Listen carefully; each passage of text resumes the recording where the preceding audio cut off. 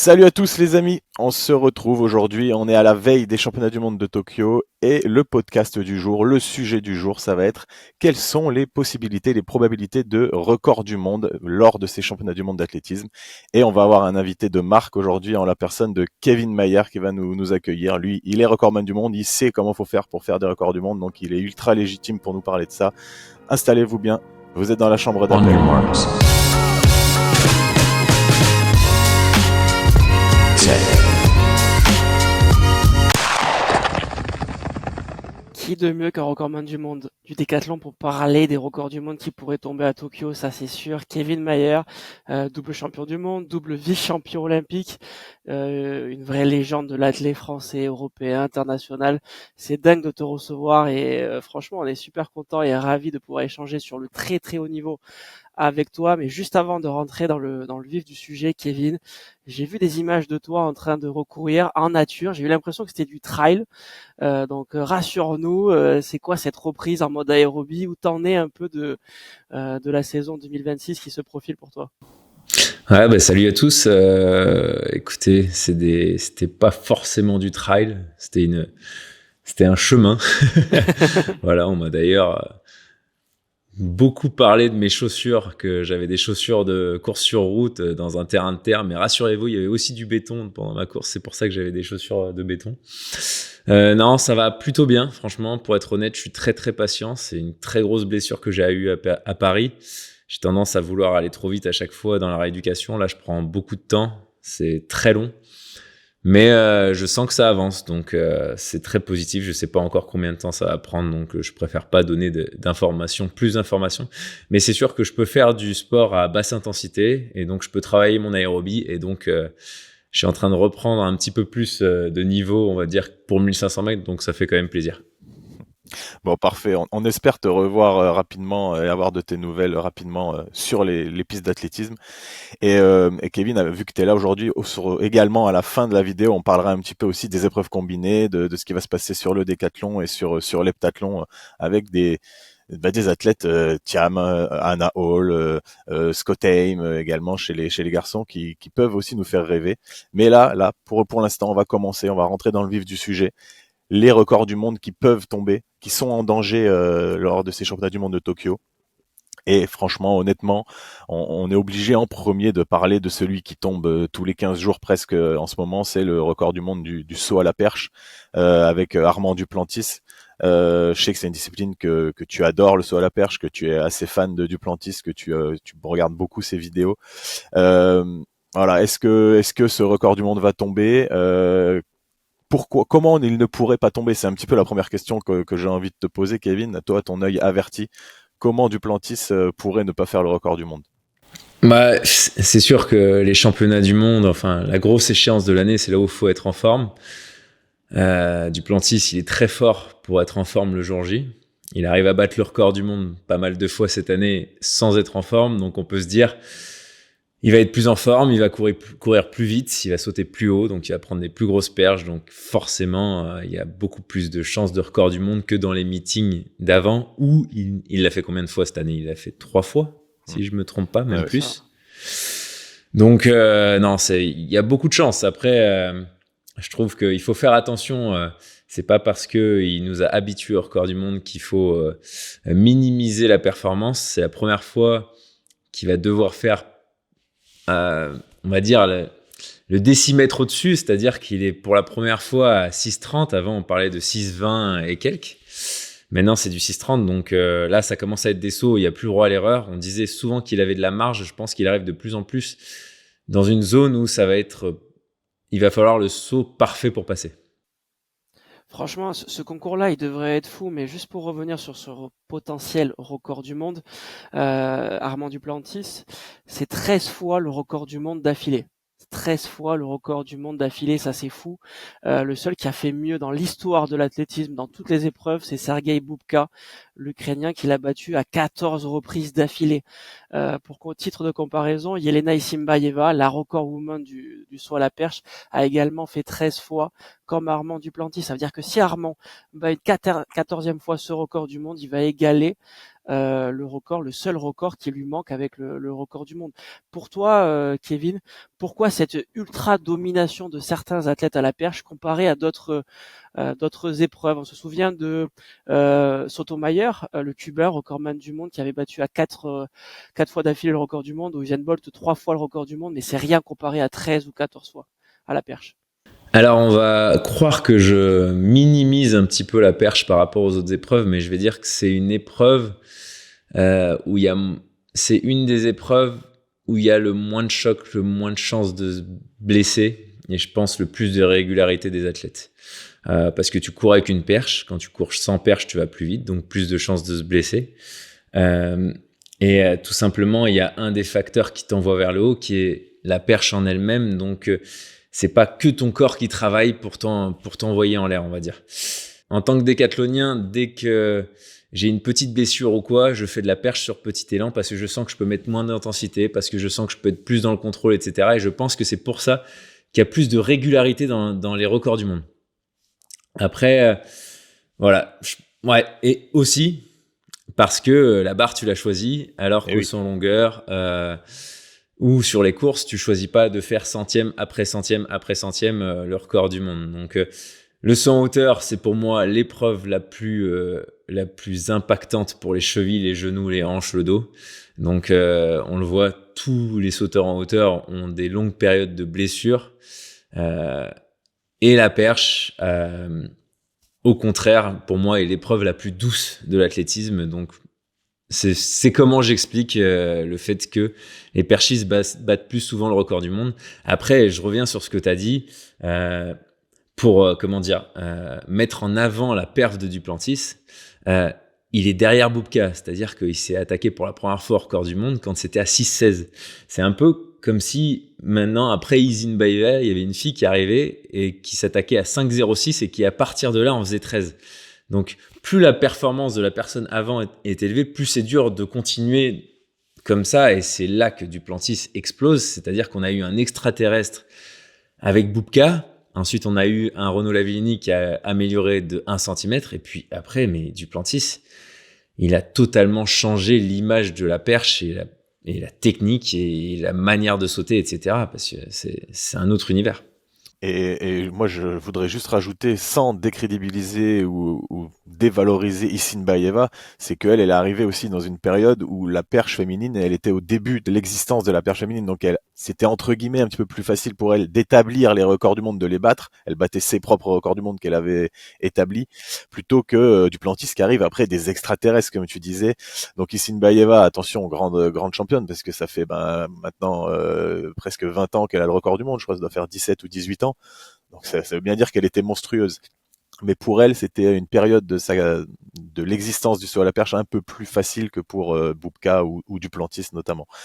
Et après, pour revenir sur ces championnats du monde à Tokyo, donc Duplantis, on le sait, il ultra domine la discipline, mais il a quand même un second, un mec qui peut le titiller. Alors là, on en a beaucoup parlé avec Mathieu Collet dans notre précédent podcast. Allez l'écouter d'ailleurs si vous l'avez pas encore fait. C'est très intéressant tout ce que peut nous dire Mathieu à ce sujet. Mais ouais, Caralis, Emmanuel Caralis, qui a sauté 11 fois plus de 6 mètres cette année, ce qui est incroyable. Personne ne l'a jamais fait dans une année, hormis Duplantis évidemment. Renaud Lavillenie à sa grande époque ne faisait pas plus de 10 fois 6 mètres dans l'année. Vraiment, Caralis, c'est vraiment une saison de fou furieux qu'il fait. Et pourtant, il arrive et il n'est pas favori au championnat du monde. Mais voilà, on en a parlé avec Mathieu Collet. Ça peut se tirer la bourre, ça peut peut-être faire douter Duplantis. Duplantis, il n'a pas l'habitude d'être titillé. Donc, est-ce que Caralis va pouvoir jouer sa chance à fond? Si Caralis franchit, on va dire, c'est comment dire, on va faire des petits pronostics, mais s'il franchit 6-15 au premier essai, ça peut faire douter un Duplantis et on pourrait voir Mondo en difficulté et ça serait intéressant pour le spectacle. Mais voilà, ça peut être des choses qui sont à prendre en compte. Kevin, Stéphane, est-ce que vous voyez Caralis? Kevin, on va te demander à ton premier, est-ce que tu vois Caralis titiller Duplantis et le faire douter? Bien sûr. Après, il l'a déjà fait cette année. Hein. Déjà c'était au championnat d'Europe, je crois, où il le titille déjà en passant 6,05 et ça s'est battu à 6,10. C'était la première fois qu'on voyait ça dans un concours de perche. Déjà, on avait vu aux Europes à Berlin en 2018 Duplantis et un Russe se battre à plus de 6 mètres, c'était assez incroyable. Et là, c'est vrai qu'ils ont normalisé la barre des 6 mètres et qu'on peut voir un concours qui se bat à 6-10, 6-15. Et c'est sûr que si Caralis fait un concours parfait, il peut faire douter celui qui n'a pas perdu un concours de perche depuis je ne sais combien de temps. Et s'il en a perdu un, c'était qu'une fois, et avant ça, il avait gagné je sais combien de concours. Donc c'est hyper intéressant, et je pense qu'en tant que spectateur et même eux en tant que compétiteurs, moi je vois pas Duplantis se rétamer si Caralis lui met le couteau sous la gorge. Au contraire, je pense que son côté compétiteur va ressortir et ça va donner un Duplantis encore meilleur que quand il a pas d'adversité. Donc j'aimerais beaucoup voir Caralis le titiller et voir ce que ça donne en termes de performance après ça, parce que quand tu as un adversaire qui te tire la bourre comme ça, il y a plus d'adrénaline, il y a plus d'énergie, et Duplantis avec plus d'énergie, on a envie de voir ça, quoi. C'est vrai, Duplantis, c'est 39 victoires d'affilée, pour rebondir sur ce que tu disais, 39 victoires d'affilée pour Armand Duplantis. C'est dingue, c'est même mieux que Valeria Allman, on en parlait beaucoup dans les précédents podcasts, qui avait 30 victoires d'affilée et une de la reine des lanceuses. En ce moment, la 39 victoires, Armand Duplantis à la perche, quand on connaît la concurrence qui est un peu plus importante qu'au lancer disque, moi ça me paraît fou. La dernière fois qu'il a pas fini premier, c'était une 4e place assez surprenante au meeting Hercules en 2023, le 21 juillet, et depuis 39 victoires éclatantes. Moi, j'ai envie de voir 2 extraterrestres sauter très très haut pour aller chercher peut-être tous les deux un record du monde. On le sait pas. Mathieu Collet, il croit énormément à Emmanuel Caralis et il dit que sous 2 ans, il pourrait sauter 6,20, 6,25 et se rapprocher même de Armand Duplantis plus. Donc, si on écoute Mathieu Collet, on pourrait s'attendre à 2 ans formidables sur la perche. Alors, si je peux rebondir sur ce que tu viens de dire, moi, je suis pas trop d'accord avec Mathieu Collet, même si je dis pas qu'il le fera pas, mais je dis que dans sa forme de course, dans sa technique de course, on sent quand même que il est un peu plus bas au niveau du bassin, c'est un peu moins propre. Et à partir du moment où tu veux courir plus vite, parce que clairement c'est ça qui fait que Duplantis saute plus haut, et c'est ça qui fait que Caralis ces derniers temps, il va un peu plus vite avec sa perche, donc ça saute plus haut. J'ai l'impression qu'il y aura plus de bâtons dans les roues pour Caralis pour progresser en termes de vitesse s'il améliore pas sa technique de course, parce que quand tu le regardes de face, ça part un peu dans tous les sens, et regarde Duplantis de face, c'est vraiment, mais le bassin il est haut, il bouge pas, etc. C'est beaucoup moins propre pour Caralis. S'il travaille ça, pour moi, il peut vraiment aller très haut. Et tu vois, Mathieu Collet nous disait justement que presque lui, il préfère la technique de saut de Caralis par rapport à Duplantis. Il était vraiment assez impressionné par la capacité technique de Caralis, même si, attention, Duplantis, il n'y a rien à jeter non plus, hein, c'est proche de la perfection également. Mais vraiment, ce qui fait la grosse différence entre les deux, c'est vraiment la vitesse de Duplantis. Et pourtant, Caralis, tu l'as dit Kevin, il a progressé ces dernières années, et c'est là aussi que Mathieu disait qu'il le voyait aussi encore progresser, mais Duplantis va progresser encore au sprint, il doit valoir ce qu'on disait aussi avec Mathieu, il a fait 10,37 l'année dernière. Il continue de progresser dans l'année, il doit faire 10,20, 10,25, et c'est quand même du grand n'importe quoi. Et tu mets ça avec une perche dans les mains, ça peut donner 6,30 à Tokyo. En tout cas, c'est le record du monde qu'on imagine le plus facile, entre guillemets. Attention, un record du monde, ce n'est jamais facile à faire tomber, mais c'est celui qu'on estime avec le plus de chances de voir tomber. Et peut-être que Stéphane, tu as encore des choses à dire peut-être là-dessus, sur Duplantis, le record du monde? Ce record du monde là, il a été battu beaucoup plus de fois, en tout cas par beaucoup plus de personnes aussi, même 14 fois le record de Sergei Bubka, mais c'est une progression de 56% depuis la création de la perche et depuis le premier record du monde. 56%, c'est énorme. Vous allez voir sur les autres épreuves, je vous dirai la même information, la même donnée, mais 56%, c'est beaucoup. C'est le record qui a été le plus battu en termes de pourcentage depuis le premier record du monde. Il me semble qu'il était à 4 mètres en 1900 quelque chose.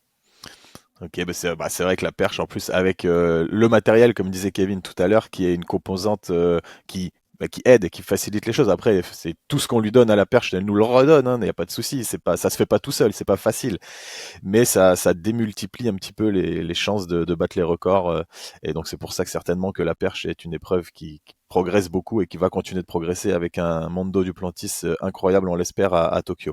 On va passer à la deuxième épreuve qu'on estime voir potentiellement tomber le record du monde à Tokyo.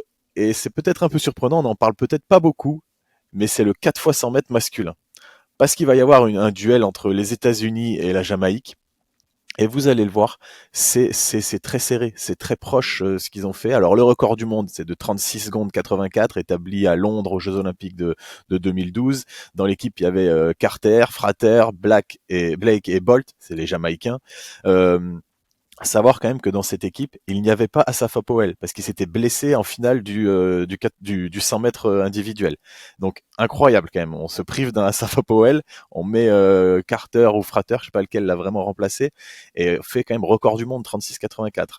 La moyenne des season best de ces quatre athlètes, je me suis amusé à calculer ça. Donc Carter, Frater, Blake et Bolt, leur moyenne de season best, ça fait 9,82. 9,95 pour Carter, 9,94 pour Frater, 9,75 pour Blake et 9,63 pour Bolt. J'ai mis 9,75 pour Blake, même si plus tard dans la saison, il a fait 9,69 parce que avant le 4 x 100 mètres, son season best était 9,75. Et donc, moyenne à 9,82. Et avec ça, ils se privent d'un Asafa Powell, je l'ai dit, qui avait un season best en 9,85. Ils avaient une équipe de fous furieux à l'époque. Et 9,82, si on regarde donc c'est leur moyenne pour ce record du monde de Londres en 2012. Si on regarde la moyenne des 4 meilleures performances actuelles des Américains et des Jamaïcains, c'est 9,82 également. Donc, et on est avant le grand championnat. On n'est pas, ils n'ont pas encore normalement exprimé leur plein potentiel. Et ça, c'est sans Noah Lyles, qui n'est pas dans les 4 meilleurs américains pour l'instant en termes de chrono à la top list cette année. Donc moi, je trouve que en voyant ça, je me dis, c'est possible qu'il y ait le record du monde du 4 x 100 mètres qui tombe. Qu'est-ce que vous en pensez, les garçons? Kevin, qui tu vois favori? Les USA, la Jamaïque? Est-ce que tu vois ce record du monde tomber? Moi, en tout cas, ça m'excite un peu. Ouais, c'est des belles comparaisons. J'aime beaucoup les statistiques comme ça. Tu l'as dit, hein. Comment dire? Après, tu as fait la moyenne avant les JO de 2012, donc. Ouais. Non, j'ai fait la moyenne avant le 4 x 100. Donc il y avait les chronos. Il y avait déjà eu le 9,63 en finale du 100 mètres de Bolt. D'accord, ok. Ouais. C'est sûr que. Comment dire? C'est. Déjà. Quand il y a Noah Lyles dans une équipe, tu sais pas ce qu'il peut faire. Le mec, il peut se transcender, il peut faire un truc de fou, comme l'inverse. Il est tellement émotif, etc. sur le terrain que ça peut le transcender, comme ça peut l'inhiber. Donc, non, moi, ce que j'adore dans le sport, c'est les surprises. J'aime pas trop faire des pronostics, mais ce qui est très intéressant, moi, je trouve, au-delà du record du monde, c'est l'adversité entre Jamaïque et Américains, qui va sûrement aider à faire un record du monde. Parce que, toujours pareil, hein, c'est pas la même euphorie. Quand tu es dans les starting blocks, quand tu attends le relais de ton compagnon et que tu sais qu'à côté, tu as la Jamaïque ou l'Amérique qui va te tirer si tu fais la moindre erreur. Donc, j'aimerais beaucoup voir une énorme adversité qui m'aide un très beau chrono. Mais c'est sûr que cette année, l'historique des courses sur 100 mètres et 200 mètres, il est magnifique. Et on se régale de voir ça depuis maintenant quelques mois, et on n'a qu'une hâte, c'est de voir les individuels sur le sprint. Mais c'est sûr que en fonction des résultats des individuels sur les relais, ça peut aussi créer des sacrées tensions qui vont créer des sacrées envies, je pense. Effectivement, on connaît la tension, on en parlait entre Kenny Benarek et Noah Lyles, une tension qui existe depuis pas mal de mois maintenant, et surtout au trials américain avec une petite bousculade aux 200 mètres, voilà.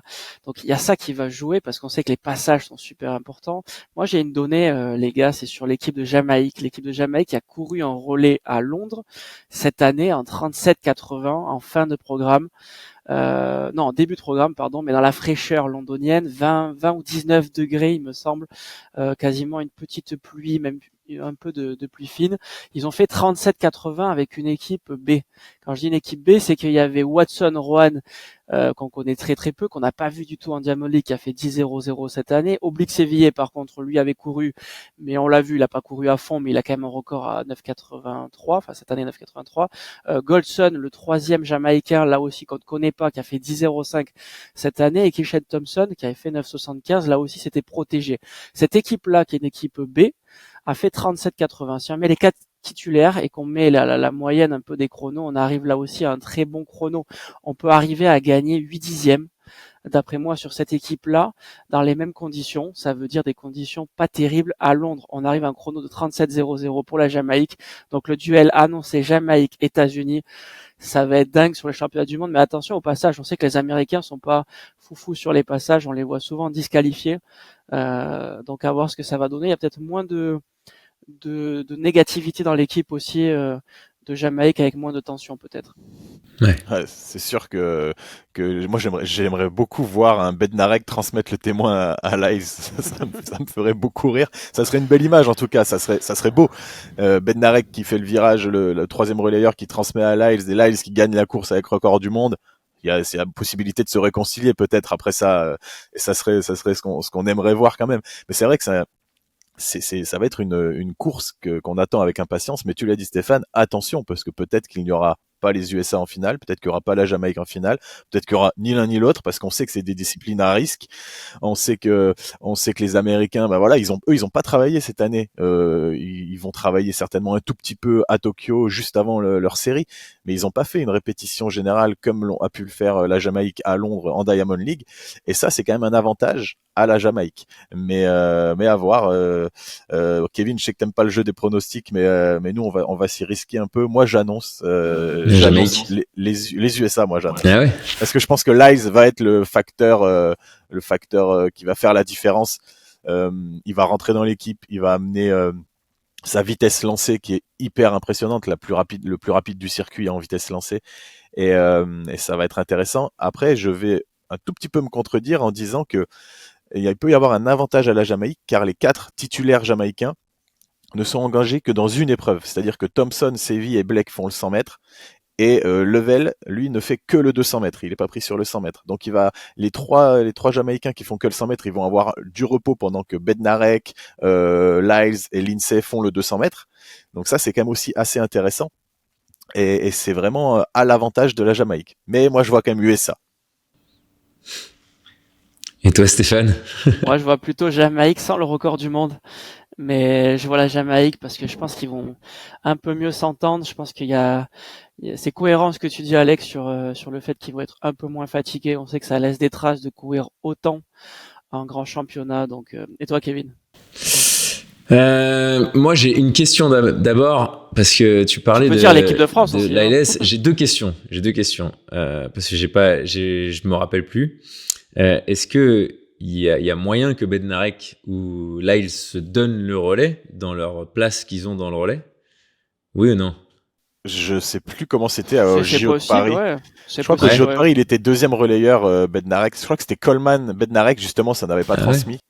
Et là, ils étaient quatrième relayeur. Donc, a priori, non, si on prend l'exemple de Paris. Parce que c'est bizarre qu'ils mettent pas Lyles dans la ligne droite opposée comme Christophe Lemaitre, parce qu'il a quand même... Lyles, il veut briller, il veut franchir la ligne d'arrivée en premier. Ah, d'accord. C'est l'ego qui parle. Moi, c'est mon avis, en tout cas. Vraiment que le sélectionneur du relais, Mais mec, en club, c'est comme ça. Les gamins, ils font tout pour être le dernier relayeur, même si quand t'es le plus rapide, tu veux être le dernier relayeur. Donc, oui, l'ego de Lyles, à mon avis. La seule fois où j'ai fait le relais 4 fois 100, j'ai été en dernier, mais c'était pas pour ça. Hein. C'est parce que j'avais trop peur de passer le relais et de le faire trouver. Ouais, non, je pense que c'est l'ego de Lyles qui veut franchir la ligne d'arrivée en premier. D'accord. Okay. C'est mon avis. Après, je sais pas la certitude. Putain, mais... vive l'ambiance dans le relais américain.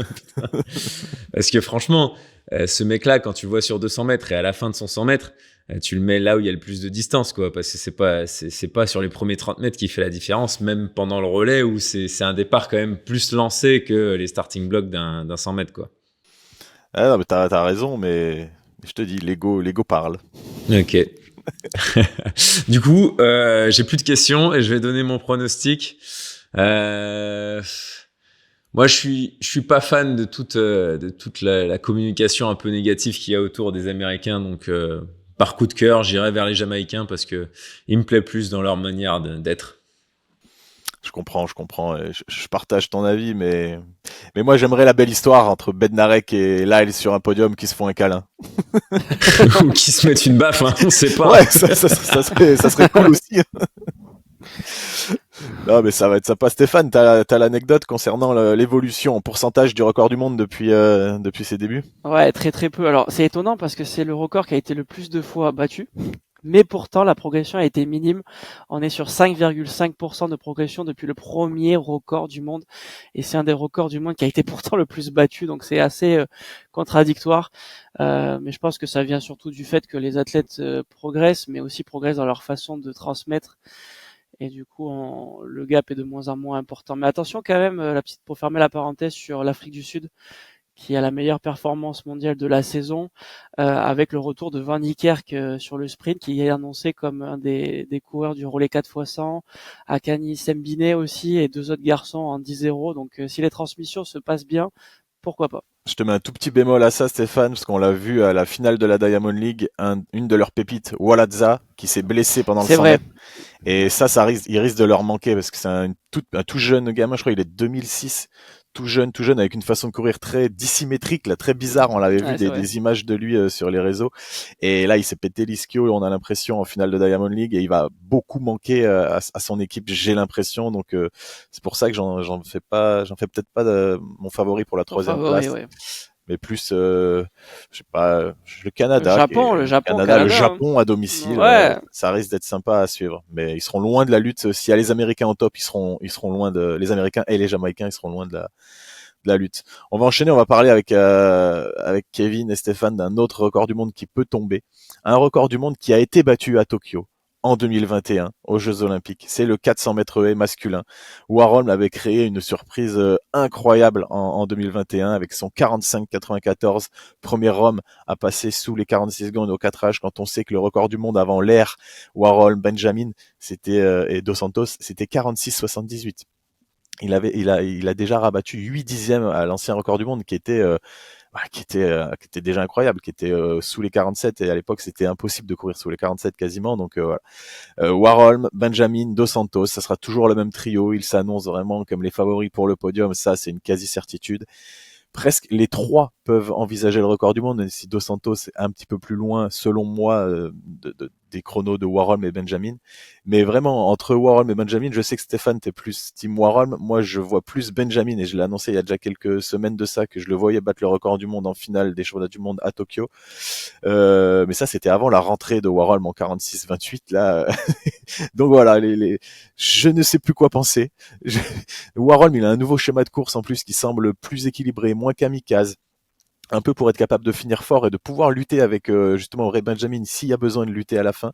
Je pense que c'est plus un schéma de course Warholm qu'il a pour gagner des médailles que pour aller chercher un gros chrono en plus. Donc voilà, ça. Qu'est-ce que vous en pensez, les gars? Est-ce que Kevin, ce record du monde, tu le vois tomber? Est-ce que t'es plus team Warholm, Benjamin? Quel est ton regard sur le 4H masculin? Euh, En fait, tout simplement, je suis pas Ray Benjamin sur Instagram, mais je suis Warren, donc je vois beaucoup plus son actu, donc je peux beaucoup plus miser sur ce que je vois sur Warren que Ray Benjamin, où au final, je vois pas trop ce qu'il fait, à part ses chronos en compète. Et c'est vrai que euh, moi, je trouve que Warren, il a pris un frein en 2022 quand il s'est pété l'ischio avant les championnats du monde à Eugene. Et depuis, il remonte doucement. Mais cette année, j'ai l'impression qu'il a enfin retrouvé son niveau des Jeux Olympiques de Tokyo. Et quand tu dis que c'était incroyable à Tokyo, moi, ça a été les plus grands frissons de ma vie quand j'ai vu le chrono s'afficher. Parce que la course, elle était serrée. Donc tu t'attends pas à avoir un chrono comme ça. 3 mecs qui passent en dessous du record du monde en une course, c'est n'importe quoi. C'était incroyable. 2 mecs, pardon. Le troisième était proche. Dos Santos aussi, hein, il est sous Ah les ouais, 40, ouais, d'accord. 78 Non, ouais. c'était incroyable. Après, ouais, j'ai pas le chrono de référence de cette année de Ray Benjamin. Je crois que c'est 46-50 quelque chose. Il a été très régulier en 46-50, 60. Non, mais les mecs, le 400 mètres haies, c'est assez spécial. Ça, c'est vraiment une épreuve lactique où quand t'es à ton pic de forme, le lactique, il vient plus tard, je trouve. Et surtout avec l'adrénaline du grand championnat. Donc là, les deux, comme tu l'as dit, je pense que Dos Santos, il est un petit peu plus en retrait, même s'il nous a assez impressionné lors de la compétition de Michael Johnson. Grand Slam Track. Le Grand Slam Track. Il était assez impressionnant, mais bon, il n'y avait pas les deux autres, donc forcément, ça l'a mis bien en avant. Moi, franchement, je vois Warholm, il a eu la préparation parfaite. Et il a d'abord battu le record du monde sur 300 mètres haies. Il a fait une très grosse rentrée sur 400 mètres haies. Il en a pas trop fait. Je suis grosse team Warhol, moi. Moi, je te comprends. Non, mais Karsten Warholm, je le trouve très très fort. Juste la petite parenthèse un peu historique sur le record qui a été battu donc à Tokyo. Ça faisait, que je dise pas de bêtises, 28 ans, il me semble que ça n'avait pas été battu. Donc ce record est dingue. C'était en 1992. Donc plus de 28 ans après, il bat un record du monde. Ça c'est fou, c'est un des plus anciens records qui n'avait pas été battu. Celui qui est toujours pas battu, c'est le poids femme 22,63 m qui sera très certainement jamais battu. Ça fait plus de 36 ans dans une autre époque, une époque très très très très sombre.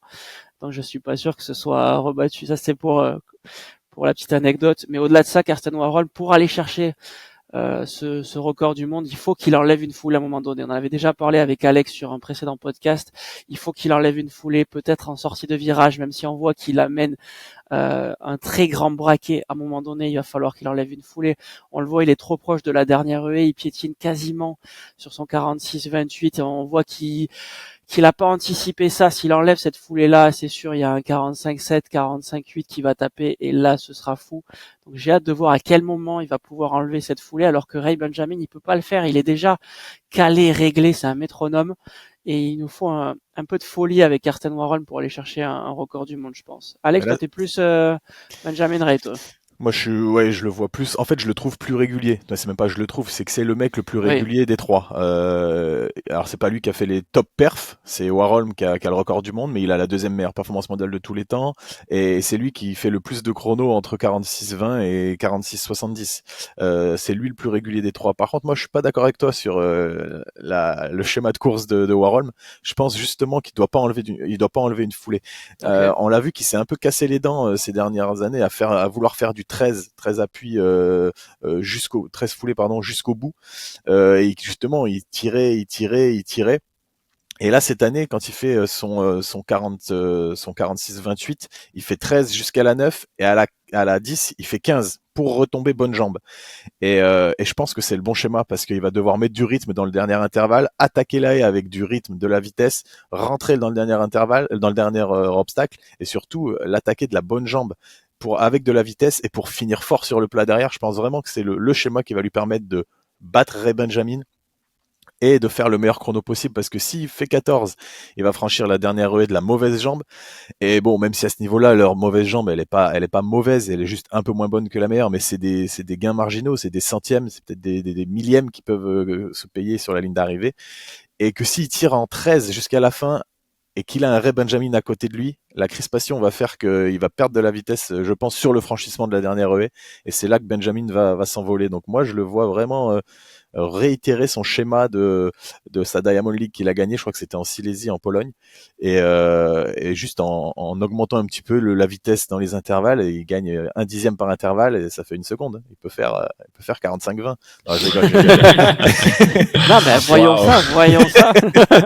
non, j'exagère beaucoup. Parce que déjà, un centième par intervalle, ça fait un dixième à la ligne d'arrivée, ça serait déjà un chrono monstrueux, mais voilà, moi, en tout cas, c'est mon avis. On verra ce qui fait comme choix de schéma. Là, on est un petit peu rentré dans quelque chose de technique, Mais mais techniquement aussi, ça va dépendre aussi du couloir. On le sait, il aime bien, et la plupart des coureurs maintenant sur 200, 400, 400, ils choisissent, s'ils ont la possibilité, un couloir un peu extérieur, le 6, 7, voire le 8 sur des pistes de 9 couloirs.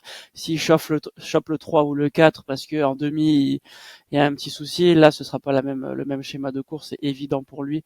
Mais hâte de le voir, hâte de voir cette folie-là. C'est ce que j'adore dans l'athlète, donc j'ai envie de le revoir. Et la grande finale, ce sera vendredi après-midi heure française à 14h15. Donc tout le monde va pouvoir suivre ça. Vendredi, la fin de semaine prochaine. Oui, bien sûr, vendredi 19 septembre. Ouais. Et moi, je voulais juste rebondir sur ce que vous avez dit. C'était hyper intéressant, je trouvais, entre choisir de faire une foulée en moins ou en plus. C'est vrai que, en fait, c'est un pari risqué de rester sur les mêmes foulées. Parce qu'à partir du moment où tu fais des trop grandes foulées, c'est un peu comme au 100 longueur quand tu allonges les dernières foulées pour aller chercher la planche. Quand c'est vraiment trop long, la propulsion est beaucoup plus vers le haut que vers l'avant.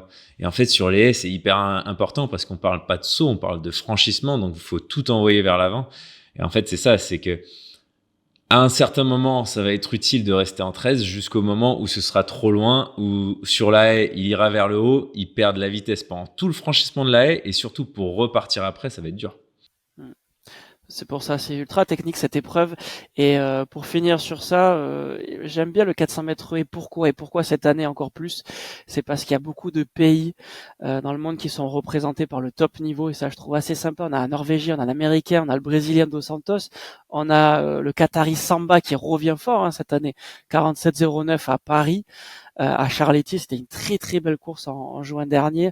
Nathaniel, le Nigérien, on a d'autres Américains, on a un Allemand, Jamaïcain. Franchement, ça représente beaucoup d'épreuves, beaucoup de pays, de nations. Et sur une épreuve aussi technique que le 400 mètres haies, franchement, c'est trop bien. C'est clair que plus il y a de monde, de toute façon, l'athlétisme c'est un sport tellement universel que même les disciplines un peu techniques maintenant, comme le 400 mètres haies, c'est quand même une discipline ultra technique, et ben il y a tous les pays s'y mettent et c'est là toute la difficulté d'être performant en athlétisme parce qu'on affronte vraiment le monde entier. On va rester les amis sur une épreuve technique, une épreuve de haie où on a estimé qu'il allait pouvoir avoir le record du monde qui était en danger, qui pouvait tomber. C'est le 100 mètres haies féminin. 100 mètres haies féminin cette année, vraiment, il a explosé. Il y a des athlètes qui ont tourné autour du record du monde, qui s'en sont approchés. Il y en a 4, selon moi. Le record du monde, c'est Tobia Muzan en 2022 à Eugene, en demi-finale. Elle fait 12-12 et en finale, elle fait 12-06 avec un petit peu trop de vent, donc c'est pas homologué. Mais 12-12 en demi-finale, 12-06 en finale.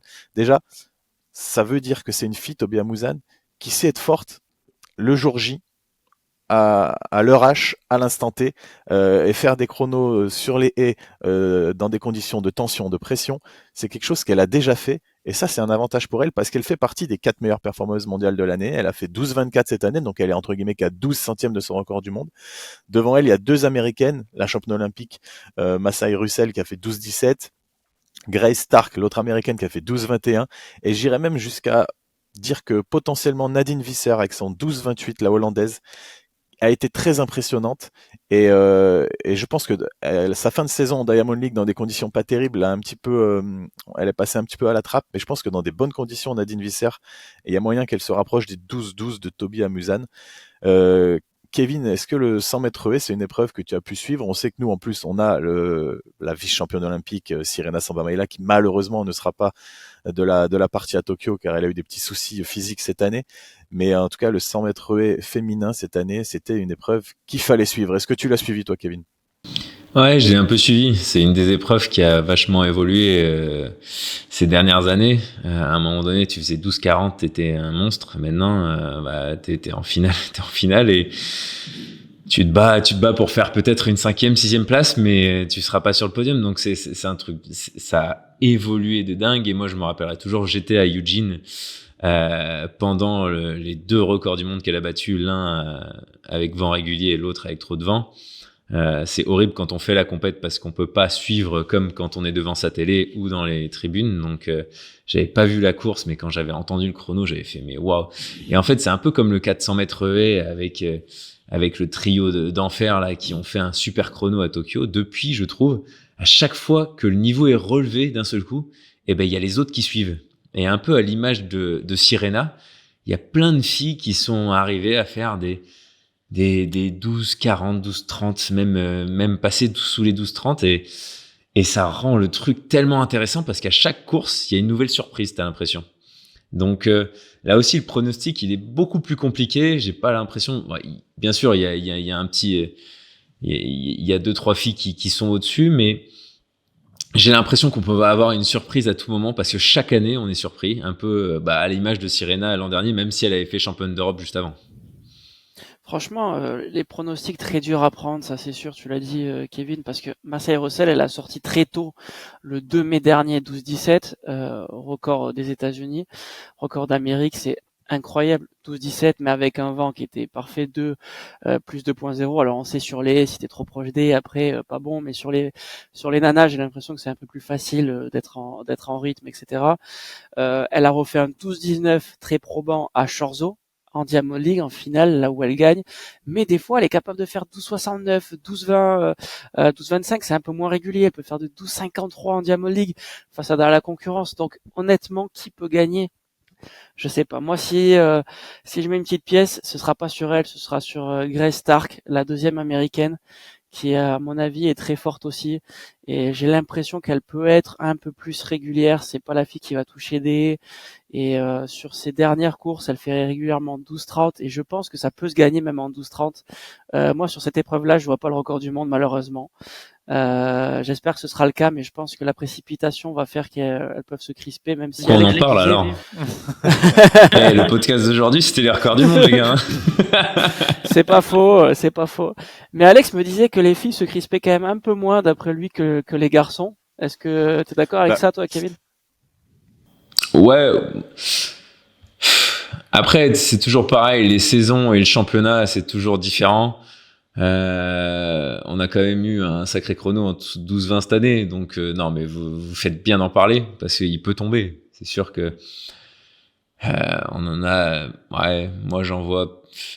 Moi, ce qui me tue dans ces épreuves, c'est un peu comme au poids homme ou quoi. C'est que si t'avais plus de 3 qualifiés américains, t'auras plus de chances de record du monde C'est ça. que maintenant. Et c'est un peu frustrant dans un championnat du monde. C'est un peu à l'image par exemple, la voile aux Jeux Olympiques où ils prennent qu'une personne par nation. L'année dernière, en IQ Foil, il y avait 3 Français qui étaient dans les 5 premiers mondiaux. Et il y en a qu'un qui s'est retrouvé à faire la compétition. Donc c'est ça qui me dérange un peu dans les championnats du monde en ce moment. C'est que j'aimerais bien que ça change, que ce soit vraiment de la perf pure. Et peu importe ta nationalité, si t'es dans les top 32, t'as ta place au championnat du monde. Alors je sais que ça dévaloriserait certaines nations et on verrait beaucoup moins de pays représentés. Mais à un moment donné, un championnat du monde, on est là pour voir de la perf et les meilleurs du monde se battre l'un contre l'autre. Et c'est ça que je trouve un peu dommage. Ouais, on perdrait en universalité, mais on gagnerait en performance. Et c'est vrai que quand on est au championnat du monde, ce qu'on veut, c'est de la performance, sans cracher sur les petits pays, loin de là. Mais à un moment donné, être qualifié à des championnats du monde, à des Jeux Olympiques, ça se mérite aussi. Donc, mais bon, c'est vrai qu'il y a le facteur universalité qui est important pour les droits télé, pour vendre aussi. C'est du business. Juste pour rebondir un peu sur ce que tu disais, Stéphane, sur la crispation, sur les finales. Euh, voilà, moi je suis allé chercher un petit peu des stats, j'ai des exemples. Masai Russell l'année dernière, elle avait fait 12,25 avant les Jeux Olympiques de Paris, et en finale, elle fait 12,33. Donc voilà, elle a 8 centièmes de son season best en finale du grand championnat. Donc elle n'a pas été à son meilleur niveau de la saison, ce qui ne l'a pas empêché d'être championne olympique. En 2023 à Budapest, c'est Danielle Williams qui gagne. Elle a la 9e performance de l'année avec son chrono qui lui permet de gagner la finale. Elle fait 12,43 et elle, c'est son season best. Elle a été capable le jour J de faire son meilleur chrono de la saison, 12,43, qui n'est pas un chrono foufou, c'est la 9e perf de l'année, mais ça lui a permis d'être championne du monde. Donc elle a su vraiment passer à travers les erreurs. C'est celle qui a fait le moins d'erreurs en finale qui a gagné. Et on en a parlé en introduction, Toby Amusan, elle, en 2022 à Eugene, elle fait record du monde en demi, record du monde en finale. Donc elle sait être là le jour J avec des grosses performances. C'est pour ça que je me méfierais d'elle. Elle a cette expérience-là sur un championnat du monde, d'être arrivée en forme, d'avoir explosé ses records, d'avoir fait le record du monde. Donc, je me méfierais d'elle. Mais pour moi, elles sont vraiment trois à se dégager. Donc, Russell, Stark et Amusan. Stark, elle découvre le très haut niveau, hein. C'est une toute jeune athlète qui était l'année dernière aux Jeux Olympiques de Paris. C'était ses premiers grands championnats. Et donc, voilà, c'est quelque chose. Elle va peut-être se manger une petite pression. Russell, elle a l'habitude. Amusan, elle a l'habitude. Et Visser, c'est la petite pièce, la petite surprise du chef qui peut venir faire quelque chose. Pourquoi pas, Stéphane? Ouais, attention, Nadine Visser, elle a été très très forte, c'est la meilleure européenne de la saison en 12-28. Elle a titillé un tout petit peu Masai Russell en demi-finale à Chorzo. Attention à elle. Mais par contre, pour rebondir sur ce que tu disais aussi, Kevin, sur les Américaines et le mode de trials, Tia Johnson, 12-19, pas là. Tonea Marshall, 12-24, pas là. Ça veut dire que tu rajoutes déjà ces deux filles, t'as deux nanas en moins de 12-30 en plus qui pourraient choper une Ouais, grosse mais place aussi pour en Tia demi. Jones, Ouais, c'est différent. Elle s'est pété le tendon elle s'est d'Achille. blessée, ouais. Ouais, elle est blessée. Bien sûr, Tonea, il y par a les contre, blessures. 4e ou 5e, je crois, Ouais. des trials. Ça veut dire que le niveau américain. Mais bon, il y a quand même 5 filles potentielles finales. Bien sûr. Et Chez Kendra les Américains. Harrison, ancienne recordman du monde, 4e des trials, pas là, alors qu'elle a un record à 12,37 cette année. Elle jouerait pas la gagne, certainement. Mais en tout cas, elle serait finaliste. Ouais. C'est fou le 100 mètres. Ouais. Stéphane, t'as des petites infos sur l'évolution du record du monde du 100 mètres haies? Allez, 8,9% entre le premier record du monde femme et là le record du monde de Tommy Abusan, donc un record plutôt normal, mais très très loin de ce qu'on disait à la perche avec plus 56% de progression. La différence. En même temps, il sautait avec du bambou au début, la perche. Ouais, c'est vrai. Et non du sable. Parce que tu mets des haies en bambou, c'est pas très grave. Ouais, c'est vrai, ça devrait aller plus vite. Et vous parlez de l'universalité C'est ça. de l'athlétisme, et que même pour des sports techniques, mais en fait c'est souvent le matériel qui fait défaut au sport, et faire une haie, ça demande pas grand chose, faut juste savoir la hauteur. Et c'est pour ça que même dans des pays pauvres où tu peux pas jouer au golf ou faire de la voile, faire des haies, c'est vachement accessible. Et maintenant avec YouTube, c'est là qu'on se rend compte que c'est incroyable, les réseaux. Pour ça, c'est que tu peux apprendre la technique, et ça donne des Kenyans qui lancent loin le javelot alors qu'on les avait jamais vus avant, etc. Et c'est ça qui est super bien dans l'athlé aussi. Ouais, on n'est pas obligé de se tirer vers le bas, de tirer tout le monde vers le bas en invitant des gens qui n'auraient pas forcément leur place, puisque ces pays-là maintenant sont capables aussi, via YouTube, tu le dis, de se développer. Quand ça ne demande pas trop de matériel, ils peuvent se développer également. Je trouve même que ça peut être un petit peu humiliant pour ce genre de pays de leur dire bon allez, vous êtes des pays un peu nuls, on vous laisse une place à vous, mettez-vous aux 100 mètres et faites-vous sortir en série. C'est un peu ce qui se passe de temps en temps. C'est cool, les athlètes ils sont contents, les dirigeants ils sont contents, c'est pareil, ils vont sur le dos de la Fédé manger des bons plats au Japon, mais ouais, c'est peut-être pas la meilleure chose pour tirer tout le monde vers le haut en tout cas. Après, je pense que ça dépend aussi plus Jeux Olympiques. Jeux Olympiques, c'est l'esprit un peu olympique, donc dans ces cas-là, il y a des pays qui sont un peu plus invités. Mais au championnat du monde, je suis d'accord que ça devrait être un peu plus, on va dire, un peu plus carré, je sais pas comment on peut appeler ça. Mais Alex, tu disais en off qu'il y avait un nouveau championnat qui allait être créé. Est-ce que dans ce cas-là, le championnat Ultimate, là, avec le top 8, top 16 mondial, est-ce qu'il y aura 3 athlètes par pays maximum d'après toi? Est-ce que tu as des infos sur ça? J'en ai aucune idée. Je me suis pas. C'était pas le sujet de ce podcast, Stéphane. Je me suis pas vraiment beaucoup renseigné sur la question. Mais déjà, si on fait juste on invite les 8 meilleurs mondiaux, ça réduit vraiment la chose. Et là, il y aura pas de wild card pour d'autres personnes ou pour d'autres pays plus petits. À mon avis, ça sera vraiment le très très haut niveau. Ils veulent vraiment réunir les tout meilleurs mondiaux à Budapest l'année prochaine en 2026. Donc ça veut dire que sur le 110 mètres haies, par exemple, là on va en parler, il y aurait 5 Américains sur 8 de potentiels qualifiés. Je sais pas s'ils vont mettre une limite, mais ouais, ça peut être possible. Et ça irait peut-être dans ce que disait Kevin, ça rendrait les choses plus justes et plus intéressantes au final. Et ça serait la performance au cœur de notre sport. Okay. On passe au 110 mètres haies, les gars. Allez. Avec une épreuve, moi personnellement, que j'attends énormément. Je pense qu'il peut avoir un record du monde si l'émulation est là et qu'il n'y a pas trop de fautes, évidemment, si tout s'aligne. On a notre Français, Jessica Oumaté, Kevin, qui est top 3 en ce moment, 3e des bilans. 3e meilleur performeur mondial de la saison en 12,99, réalisé au championnat de France Elite dans une course assez exceptionnelle. Mais devant, il y a Corlett Sinch, l'américain, 12,87, et Rachid Muratake, le japonais, 12,92, mais qui a fait que 14 secondes il y a 2 semaines en Diamond League. Ma première question, Kevin, c'est sur Jessica Oumaté. Comment toi tu le vois? Comment tu le sens déjà?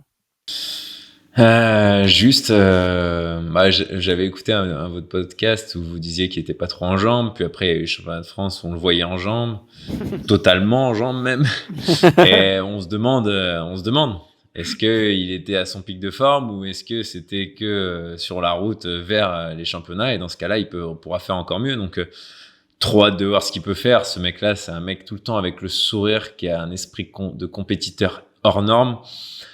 Donc, trop hâte de le voir en championnat, en pleine santé, surtout après sa blessure juste avant Paris 2024, sa rupture du tendon d'Achille qui a fait très mal à l'équipe de France. Donc, non, très content de le voir. Les F françaises se portent bien depuis tellement d'années maintenant. Donc, et à chaque fois, il y a un mec qui arrive à se mettre en avant, et cette année, c'est lui. Et on va voir si les autres au championnat, ils peuvent le rejoindre, quoi. Ouais, c'est lui et Sacha Zoya au début de saison. Il avait fait un début de saison tonitruant avec un 13,06 au Grand Slam Track. Donc, on a des belles chances côté français. Willem Bellossian très régulier aussi cette année. Ça peut sortir à tout moment également. Mais là, on va parler de ceux qui sont tout en haut de l'affiche, notamment Cordeltinch, hein, qui est un garçon qui a failli être perdu pour l'athlétisme, qui avait arrêté l'athlétisme et qui a été rappelé par un de ses camarades, un de ses collègues, pour venir faire une compétition. Il est revenu et il a regoûté à l'athlétisme. Il a regoûté et il a été piqué. Et heureusement, parce que maintenant il a fait 12,87 cette saison, il a fait plusieurs fois de moins de 13 secondes, il est le 4e performeur de tous les temps. Et il est qu'à 7 centièmes entre guillemets du record du monde. Alors c'est beaucoup et pas beaucoup à la fois, mais il est tellement perfectible, Cordeltinch. Et moi je le suis sur les réseaux et j'ai vu ses derniers entraînements et j'ai l'impression que c'est très fort qu'il arrive, lui, contrairement à ce qu'on reproche souvent à Grant Holloway, il arrive à mettre du rythme dans les haies, dans l'intervalle. Et à rester loin de l'obstacle pour pouvoir le manger, l'attaquer, rentrer dedans vraiment à fond les ballons. Et s'il arrive à faire ça dans un contexte relevé en finale d'un grand championnat, il sera pas loin des 12,80 de Ariès Merritt à Bruxelles en 2012, qui est l'actuel recordman du monde. Mais là, moi, je voulais dire quelque chose et mettre un petit joker, c'est attention à Grant Holloway, ne jamais l'enterrer aussi, parce on l'a un peu sous-estimé cette année, on l'a un petit peu craché dessus de temps en temps. Mais non, attention, c'est un gars qui a déjà fait 12,81, qui est donc à 1 centième, son record est à 1 centième du record du monde. Il est recordman du monde du 60 mètres haies, il ultra domine la discipline depuis 10 ans maintenant. Et j'ai vu pareil, lui, ses derniers départs. Alors les départs, c'est jamais un problème pour lui. Je l'ai vu faire un départ 3 haies là sur Instagram. J'ai vu aussi. C'est incroyable. C'est vraiment incroyable. Il est en forme. On a tellement envie qu'il soit capable de mettre de la cadence et qu'il enlève les carbones, qu'il court pieds nus, les gars, qui courent pieds nus, et il sera il sera plus loin des haies. Et donc voilà. Pour moi, c'est Tinch ou Holloway, les deux. Je n'enterre pas Holloway, peuvent battre le record du monde. Et, Kevin, je sais que toi, t'es assez fan de Grant Holloway aussi. T'as vu cette vidéo, qu'est-ce que t'en penses? Il est en forme, on est d'accord? Le départ, si un jour un hurler me dit qu'il regarde pas Grant Holloway pour travailler ses départs, je lui dis t'as rien compris à la technique, parce qu'il y a tout, il y a l'engagement, et dans la haie il y a l'engagement sur les premières foulées. Bon, après il a des jambes qui lui permettent aussi, il a un bassin tellement haut, il franchit pas les haies comme nous humains on peut les franchir, donc non, ces 3 premières haies, elles sont incroyables, et elles sont incroyables pratiquement sur toutes les courses. Mais c'est vrai que là, il y avait vraiment une sorte d'agilité. Ça dégageait quelque chose, ce qu'il a mis sur les réseaux il y a quelques jours. Après, voilà, c'est toujours pareil. Et ces derniers temps, depuis un petit moment, c'est encore pire ce problème. C'est sur la 7, la 8, la 9 et la 10. C'est de pire en pire. Il est de plus en plus proche et il se fait rattraper par tout le monde. Et ça lui coûte des courses. Je sais, ouais. Moi, c'est simple, hein, ce mec-là, s'il arrive à terminer une course comme les autres arrivent à terminer, mais franchement, il passe sous les 12,70. C'est pour moi le prototype parfait pour faire des haies. Enfin, il est assez incroyable pour ça. Moi, je suis fan de Grant Holloway. Voilà, je le dis. Donc, je sais pas s'il battra le record du monde ou quoi, mais l'année dernière au jeu, il a montré qu'il était capable de répondre à la pression, parce qu'il avait raté entre guillemets Tokyo. Je pense que cette année, il retourne à Tokyo justement, et je pense qu'il va exploser la piste, et cette piste est très rapide. Pour l'avoir testée, Là, vous parlez de Grand Holloway, incroyable départ. Après la donnée que je vais vous donner là maintenant, les gars, vous allez me dire que c'est Just Kaoumate qui est stratosphérique. Pourquoi? Parce que j'ai pris les chronos à l'entraînement de Grand Holloway en vidéo et j'ai pris les mêmes chronos à Just Kaoumate. Parce que Just Kaoumate, il a mis une vidéo aussi à son entraînement, alors pas sur le même stade, donc il y a aussi peut-être la pose d'appui qui est différente, la piste qui est un peu moins rapide entre la piste de Grand Holloway et la piste de Just Kaoumate.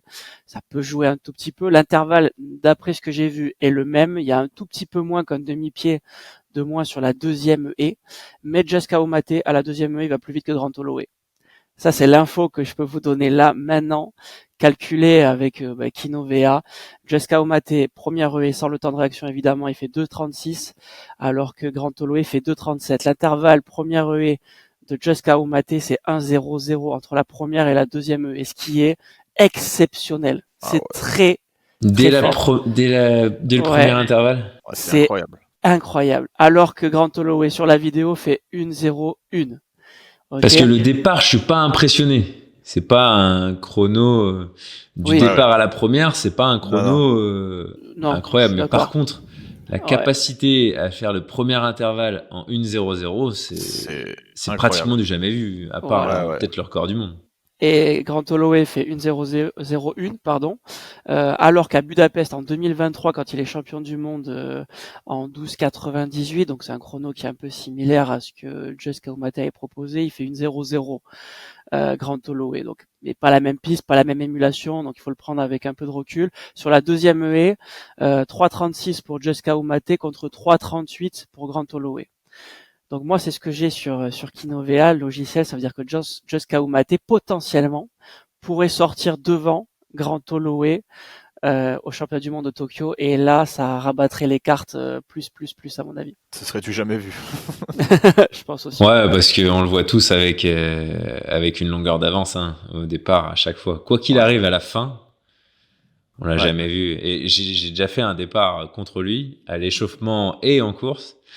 Je peux vous dire que j'avais pas un départ trop dégueulasse. C'est impressionnant, la vélocité. Et surtout, c'est vraiment, tu peux impulser pratiquement en même temps que lui sur la première haie. C'est la manière dont il mange la première haie et le gap qu'il te met dès le premier appui derrière la haie.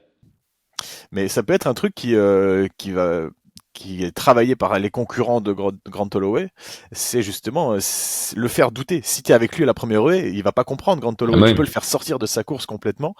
C'est peut-être la stratégie de Jusqu'au Maté et de son coach, être au contact au début pour faire éliminer Grand Holloway. Mais attention, si tu élimines Grand Holloway, tu le fais douter, il fait une erreur. Et il y aura encore un Cordell Tinch dont on n'a pas encore beaucoup parlé, mais qui a fait 12,87, 12,90, 12,80, qui a fait des chronos intéressants cette année. Qui lui a un départ normal, mais c'est juste lui, il finit tout en cadence et il perd pas de rythme. Lui, il est capable de finir en 1,00 voire moins.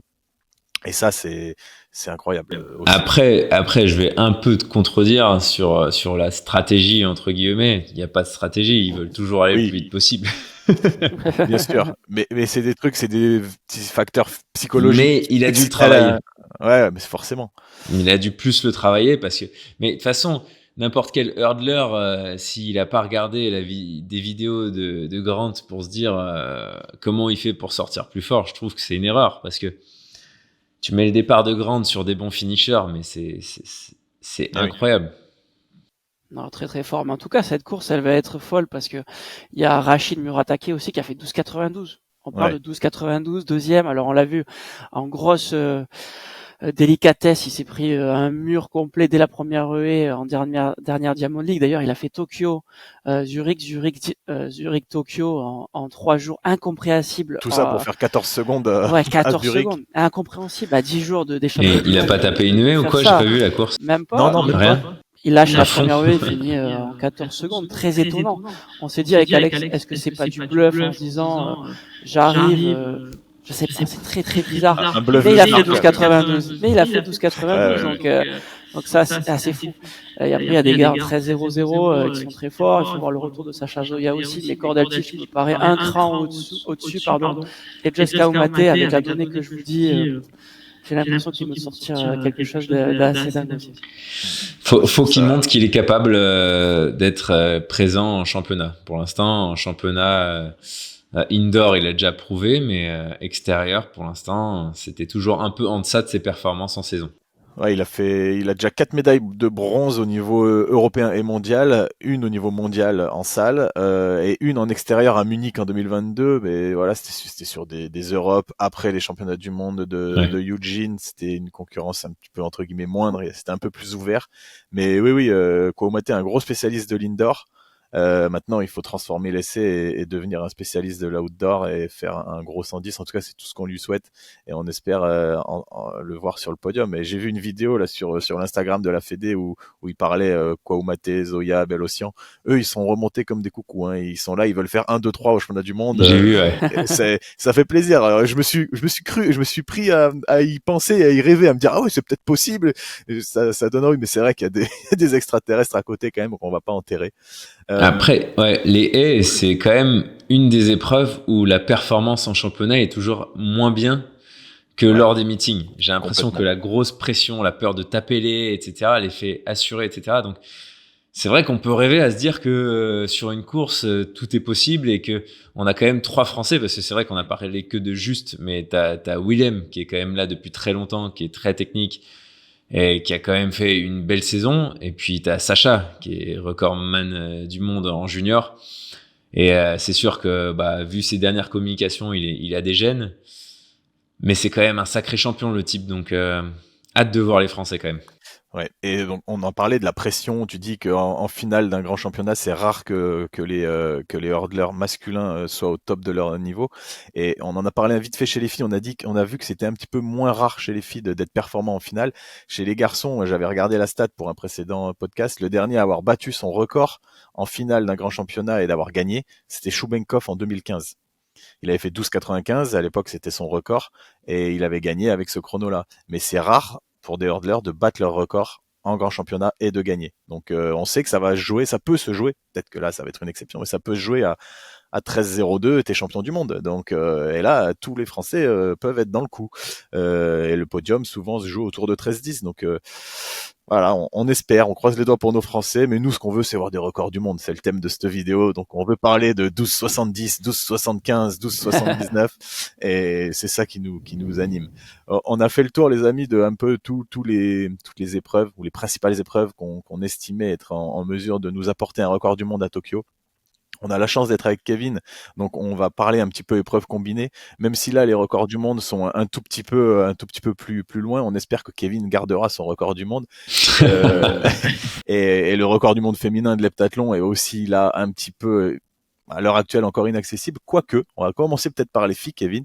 Quoique Anna Hall, Nafisa Toutiam, ça annonce un duel assez homérique, j'ai envie de dire, entre l'ancienne génération, Nafitiam, et la toute nouvelle génération, un cyborg nommé Anna Hall.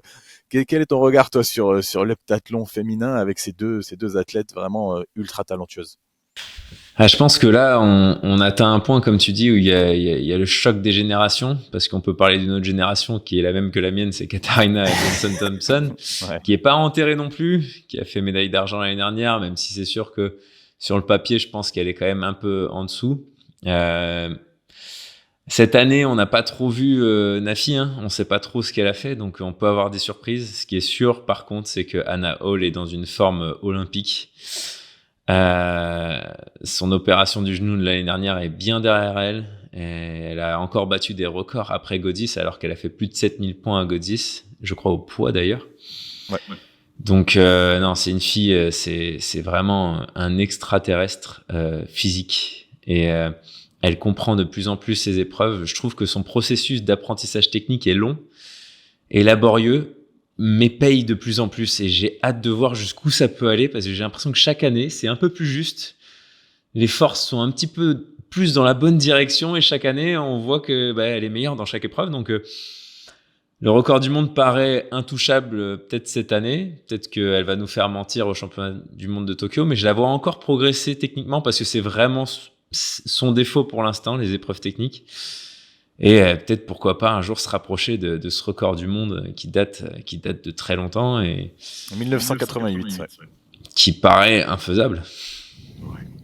C'est vrai que ça paraît compliqué de parler de record du monde, mais d'un autre côté, j'ai l'impression qu'elle a une petite marge, hein. Elle a pas fait ça dans des conditions exceptionnelles à Godzis. Elle fait 7032 points, c'est la deuxième meilleure performeuse mondiale de tous les temps, après, avec Carolina Klüft, à égalité avec Carolina Klüft, qui est pas n'importe qui évidemment. Elle a battu Nafisa Toutiam sur ce même classement, mais je sais pas, moi Anna Hall, je la vois être très très forte. Je pense qu'elle a une marge, elle a une marge vraiment. Et pour moi, c'est en longueur, par exemple. En longueur, je pense qu'elle peut gratter 30-40 centimètres assez aisément, j'ai envie de dire. Alors, on sait, ces 3 sauts, c'est assez complexe. C'est beaucoup plus compliqué qu'en meeting où on peut avoir 6 sauts. Mais Anna Hall me paraît très très forte et j'annonce un très gros total. On sait que les conditions devraient être très très bonnes à Tokyo, même si en début de semaine, ils annoncent un peu de pluie. Ça devrait aller. La piste est rapide. Elle va jouer sur ses qualités aussi de vitesse sur les haies et le 200 mètres. Sur une piste rapide, ça va être encore mieux, alors que Nafissatou, elle est pas sortie de la saison, on l'a vu un tout petit peu en délicatesse, je crois, avec ses tendons. Il me semble qu'elle a eu un petit souci aussi avec la fédération belge. Est-ce que ça a pas joué un tout petit peu aussi dans sa préparation? Normalement, non. À ce niveau-là, on pourrait se dire que non, mais attention quand même à Nafissatou, même si je la vois un peu moins forte. Alex, ton pronostic, ce serait quoi, toi? Moi, je vois Anna Hall, ça y Ouais. est, conquérir le titre et ne pas le lâcher avant un bon bout de temps. Parce que comme tu dis, et je pense que Kevin l'a dit aussi, elle a progressé encore après Godzis. Elle est allée aux sélections US, elle a été très très intelligente selon moi. Ouais. Elle a pas tout donné là-bas, elle s'est juste qualifiée. Et c'est un peu, ça me fait penser à ce que faisait Ashton Eaton. Il faut être malin quand tu es aux sélections US et que tu as de la marge. Oh là là, tu fais tout à 90%, tu te qualifies, tu gagnes, tu laisses pas de jus. Et tu prépares le grand championnat, ça c'est intéressant. Kevin, je pense que tu partages ma vision sur ça. En tout cas, eux, ils sont obligés de faire ce sélection de qualif. Toi, heureusement, t'as rarement été obligé de le faire et tu sais que Quel ça, vert. ça peut laisser des traces, quoi. Ça laisse des traces, après un peu moins en heptathlon qu'en décathlon. C'est sûr que quand je fais un heptathlon l'hiver, moi, c'est beaucoup moins. Ça m'inflige beaucoup moins de dégâts physiques et nerveux. Mais c'est sûr que elle avait fait un très gros Godis et c'est l'intelligence même. Et j'ai l'impression que depuis des Ashton Eaton, et je vais pas me mettre en avant, mais moi aussi, parce que je me suis beaucoup. Il y a beaucoup de fois où j'y suis allé tranquille pour les qualifs pour être bien le jour J. Ça se fait de plus en plus et c'est très judicieux parce que être à 100% sur cette épreuve pendant 2 jours, c'est pas comme un match de tennis où quand tu fais qu'une épreuve ou même quand t'en fais que 3, c'est à la fin, nerveusement, t'es au bout du rouleau et le nerveux, c'est beaucoup plus dur à récupérer que le physique, à proprement dit. Donc c'est très judicieux ce qu'elle fait. Je trouve aussi que c'est très judicieux, Nafi, si elle a eu des petits soucis physiques, de pas trop être sortie. Elle était qualifiée, elle a pas eu besoin de faire un heptathlon ou quoi. Moi, j'enterre jamais Nafi parce que pour moi, c'est la plus grande championne de tous les temps en heptathlon et voire même la plus grande championne tout court parce que depuis 2016, c'est n'importe quoi ce qu'elle nous fait dans une épreuve qui est pas facile quand même. Donc, je l'enterre jamais. Je pourrais pas dire, par exemple, comme vous, de dire que Anna Hall va triompher à chaque prochain heptathlon de grand championnat parce que je suis loin de dire que Nafi est fini et même je pense que l'année dernière elle en a vraiment bavé avant les JO, donc elle a gagné en étant un petit peu en deçà, et cette année elle a l'air d'en chier un peu moins que l'année dernière avec ses problèmes de tendon d'Achille et tout, donc voilà. Et encore une fois, je reparle un peu de Katharina parce que en plus je me suis entraîné avec elle et que je l'aime bien. Je l'enterre jamais elle non plus parce que elle a une résilience tellement énorme qu'à tout moment elle peut sortir un gros truc. Oui, c'est sûr, il faut jamais enterrer des championnes comme Katharina. Et moi, je voudrais juste, voilà, on parlait des deux grandes stars, mais il y en a une petite qui est en train de monter aussi, qu'on a vu arriver cet hiver, qui a gagné les championnats d'Europe, qui a gagné les championnats du monde. C'est la Finlandaise Vaninen, qui va être à surveiller, à mon avis, pour le podium, parce que c'est une fille qui a fait 6005 cette année, et elle est en constante progression. Elle est très jeune, et ça m'étonnerait pas qu'elle fasse 6006, 6007, et que dans les années à venir, elle soit autour de 6009, 7000, et qu'elle puisse être une concurrente régulière dans les années à venir de Anna Hall. Donc à suivre cette Finlandaise. Les pays nordiques, ça nous fait une transition toute trouvée. Les pays nordiques en épreuve combinée sont monstrueusement fort. La perche masculine, le décathlon masculin a été remporté l'année dernière par Marcus Roos, un Norvégien tout jeune, tout prometteur, très talentueux. Malheureusement, il sera pas là à Tokyo cette année parce qu'il est blessé. Kevin, on l'a vu sur les réseaux sociaux, il a fait une chute à côté du tapis à la perche. On sait que ça arrive, c'est compliqué, c'est pénible et il s'est fait opérer, je crois, du coude. Et il s'était blessé également au genou, donc saison terminée pour lui. En tout cas, on lui souhaite, nous, un prompt rétablissement. On ne sait pas s'il nous écoute, mais si tu le côtoies un peu, Kevin, transmets-lui nos amitiés, parce que c'est un garçon, je crois savoir aussi que toi, tu avais apprécié l'année dernière voir concourir au JO de Paris. Ouais, j'aime beaucoup Rousse. J'aime beaucoup sa manière de faire. J'aime beaucoup la manière de faire des Norvégiens, hein, et pas que dans le décathlon. Ils ont une très belle approche technique et une très belle approche de prévoir l'entraînement, et ça marche de plus en plus, vraiment. Et ce jeune Rousse et son compatriote Scott Aim, pour moi, ont tout compris au décathlon, et chaque année ils progressent. Un peu physiquement, beaucoup techniquement, et ils ont compris que l'apprentissage technique dans le décathlon, c'est tout ce qu'il faut. Parce que t'as pas que des épreuves explosives, et tous les gens explosifs qui font une très grosse journée, très grosse première journée de décathlon, en général, quand ça arrive à la deuxième journée, bah ça s'écroule parce qu'il y a le 110 mètres haies, le javelot, la perche, le disque, qui sont très techniques. Et eux, chaque année, ils progressent là-dedans, en plus d'être hyper explosifs. Donc, vraiment dégoûté pour Rousse, parce que, pareil, il avait été très intelligent cette année. Il était sorti sur 2-3 compétitions. Il avait battu 3 records sur 3. Enfin, il était en forme plus que l'année dernière, alors qu'il a fait champion olympique l'année dernière. Donc très déçu pour lui. Après, il est encore jeune. Il a vraiment la tête sur les épaules, donc je me fais pas trop de soucis non plus. C'est vrai que les Norvégiens sont vraiment très forts, mais moi je mets une petite pièce quand même sur Knockbauer cette année. Je le trouve très fort, l'Allemand. Pourquoi? Parce que il a un peu moins couru, un peu moins fait de compétition que l'année d'avant, l'année dernière à Paris, où il avait enchaîné un nombre de compétitions mais assez fou, en faisant 2 heptas, 2 décathlons. Enfin franchement c'était vraiment beaucoup, avec beaucoup d'épreuves individuelles, et j'ai eu l'impression que cette année il s'est un peu plus concentré sur l'événement majeur, sur le grand rendez-vous de l'année, que seront les championnats du monde de Tokyo dans quelques jours. Donc Knockbauer, on entend un tout petit peu moins parler que les autres, et j'ai l'impression qu'il est très fort, mais j'enterre pas non plus Simo Hammer qui est surprenant cette année, Garland, Scott Aim. Franchement, tous ces mecs là, j'ai l'impression qu'ils peuvent faire podium, et ça va être une battle de fou, et hâte de voir ce que ça va donner à Tokyo. Ouais, t'as parlé de Knockbauer. Knockbauer, jusqu'à l'année dernière, il était universitaire Ouais. américain, donc il était contraint de faire beaucoup de compétitions. Maintenant, je crois qu'il est athlète isolé aux États-Unis. Il est resté aux États-Unis, mais il est plus universitaire, et du coup, il est beaucoup plus libre dans ses choix. Et c'est vrai qu'il a fait Godzis, 8555 points. Ça peut paraître pas beaucoup par rapport à son record à plus du 8009, mais encore une fois, c'est certainement une saison qui a été bien programmée. On espère pour lui qu'il va arriver en forme le jour J, parce que c'est souvent ce qui manque aux universitaires. L'année dernière, il était favori au JO de Paris, et finalement, il finit entre guillemets que deuxième, parce qu'il n'a pas été capable de faire son meilleur décathlon au grand championnat. Et c'est ce qu'on va aussi suivre chez un garçon comme Kyle Garland, qui a fait 8869 cette année, et qui, avant ça, lui aussi était universitaire, qui était un talent fou, qu'il avait déjà fait plus du 1007. Il s'était déjà présenté à des championnats à Eugene, notamment en 2022, avec des grosses références, et qu'on attendait de lui un podium ou des belles performances.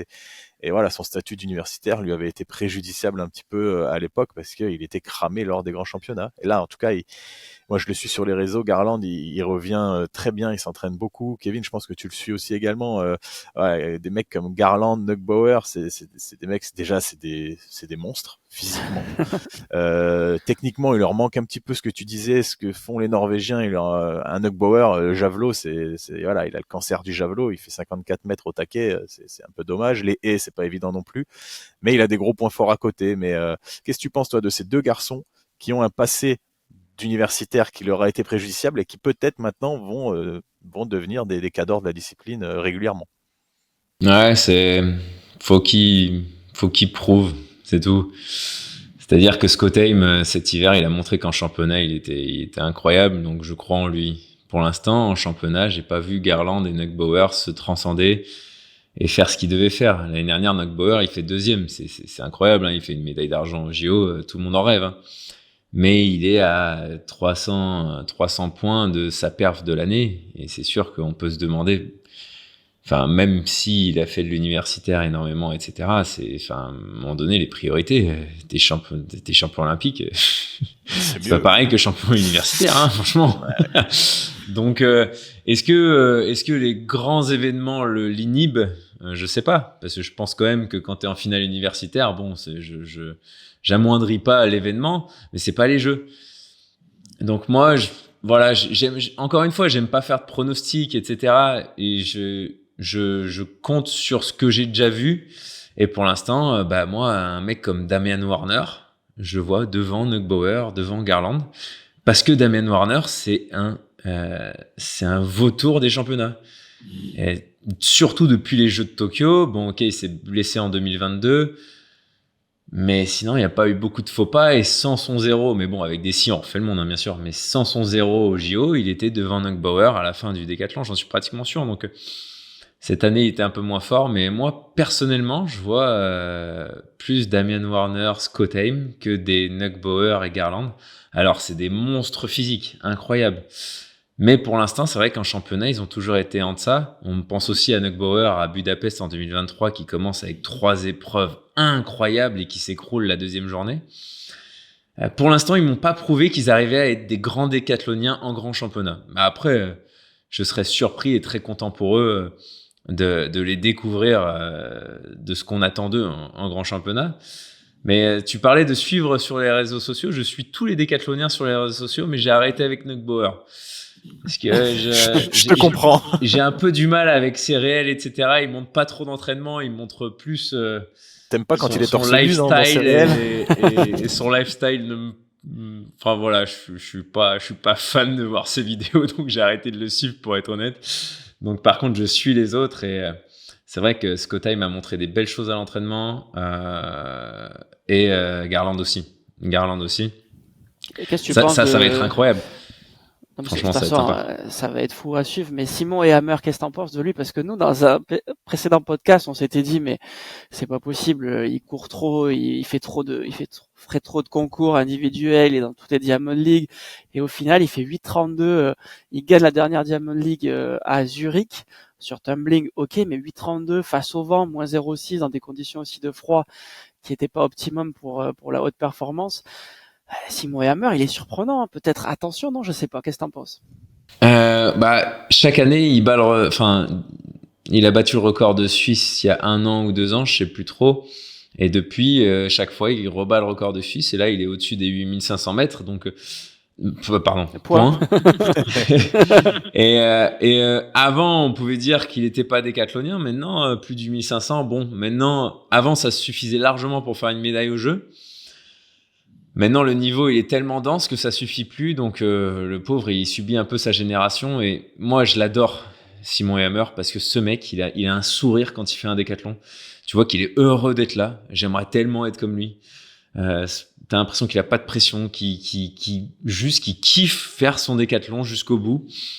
Et c'est pour ça que je dis, même si c'est un spécialiste de la longueur parce qu'il est meilleur et qu'il a un plus gros potentiel en longueur qu'au décathlon, pour moi c'est un vrai décathlonien parce qu'il respire le décathlon, il est passionné de décathlon et il le subit pas du tout et c'est beau à voir.